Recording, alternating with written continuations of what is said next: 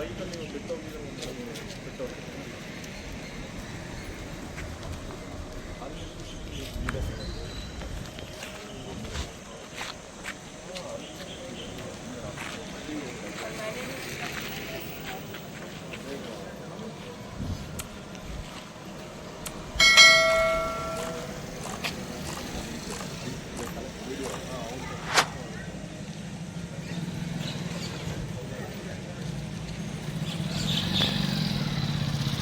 ಅಲ್ಲಿ ಎಲ್ಲೆಲ್ಲ ಓಡಾಡ್ಕೊಂಡು ಬಂದಿದ್ದಾರೆ ಮನೆಯಿಂದ ಡೈರೆಕ್ಟ್ ಫೋನ್ ಮಾಡಿ ಅಂಗಡಿ ಹೇಳಿದಾನೆ ಎಲ್ಲ ಕ್ಲೋಸ್ ಆಗಿದೆ, ಇವ್ರ ಹತ್ರ ಓಪನ್ ಮಾಡಿದ್ದಾರೆ.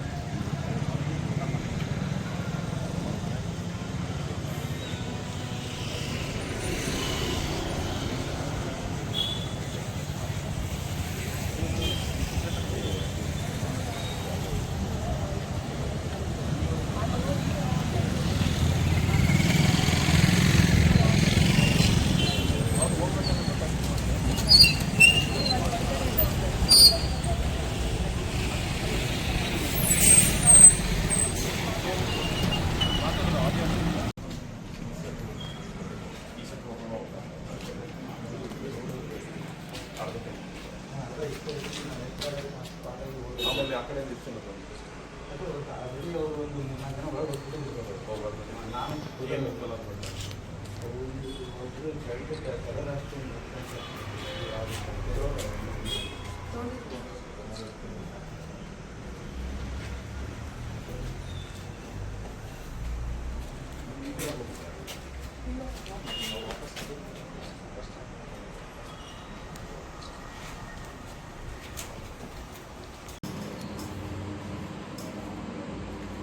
ನಿನ್ನೆ ದಿನಾಂಕ 24 ಏಪ್ರಿಲ್ 2026 ಒಂದು ಮರ್ಡರ್ ಪ್ರಕರಣ ಮುಂಡಗೋಡು ಪೊಲೀಸ್ ಠಾಣೆಯಲ್ಲಿ ರಿಪೋರ್ಟ್ ಆಗಿದೆ.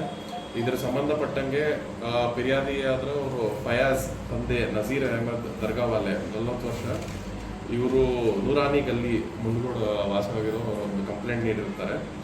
ಏನಂದರೆ ಅವರ ತಮ್ಮನಾದ ಜಮೀರ್ ಅಹಮದ್ ತಂದೆ ನಜೀರ್ ಅಹಮದ್ ದರ್ಗಾವಾಲೆ ಇವರು ವೃತ್ತಿ ಬಿಸ್ನೆಸ್ ಮಾಡೋರು, ಇವ್ರದ್ದೊಂದು ಕೊಲೆ ಆಗಿರುತ್ತೆ ಅಂತ. ಇದರಲ್ಲಿ ಕಂಪ್ಲೇಂಟ್ ಏನಂತ ನೀಡಿರ್ತಾರೆ ಅಂದರೆ, ನಿನ್ನೆ ದಿವಸ ರಾತ್ರಿ 11ರಿಂದ 11:15 ಗಂಟೆಗೆ ಸುಮಾರು ಅವರ ತಮ್ಮ ಊಟ ಮಾಡೋದಕ್ಕೋಸ್ಕರ ಅಂಬಿಕಾ ಸಾವ್ಜಿ ಹೋಟೆಲ್ಗೆ KSRTC ಬಸ್ ಸ್ಟ್ಯಾಂಡ್ ಟೌನ್ ಎದುರುಗಡೆ ಅಲ್ಲಿ ಊಟಕ್ಕೆ ಬಂದಿರ್ತಾರೆ. ಅವ್ರ ಜೊತೆಗೆ ಅವ್ರ ಪರಿಚಯದಾರರಾದ ಸಾದಿಕ್ ಚಾವೋಸ್ ಕೂಡ ಅವ್ರನ್ನ ಬೈಕಲ್ಲಿ ಕರ್ಕೊಂಡು ಬಂದಿರ್ತಾರೆ. ಆ ಸಮಯದಲ್ಲಿ ಇವ್ರು ಊಟ ಮಾಡಬೇಕಾದ್ರೆ ಸಾದಿಕ್ ಚಾವೋಸು ಹೊರಗಡೆ ಹೋಗಿರ್ತಾರೆ ಸಿಗರೇಟ್ ತರೋದಕ್ಕೆ.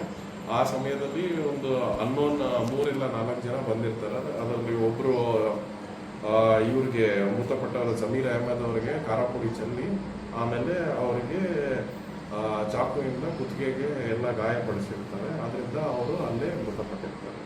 ಇದ್ರ ಬಗ್ಗೆ ಆಗಲೇ ನಾವು ಕಂಪ್ಲೇಂಟ್ ರಿಜಿಸ್ಟರ್ ಆಗಿದೆ.